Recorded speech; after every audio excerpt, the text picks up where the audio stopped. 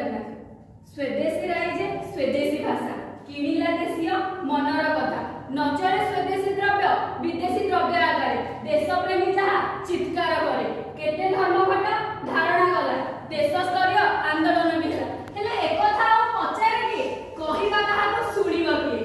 सम्माननीय शिक्षयित्री महोदया एवं एठारे उपस्थित ଥିବା मोर सहपाठीगण मु शुभस्मिता पश्चिम पाठ प्रतिनिधित्व करछि गोपबंधु महिला स्नातक महाविद्यालय आज एही तर्क सभारे आज आलोच्य विषय स्वदेशी बनाम विदेशी। प्रथम जाना स्वदेशी अर्थ कौन।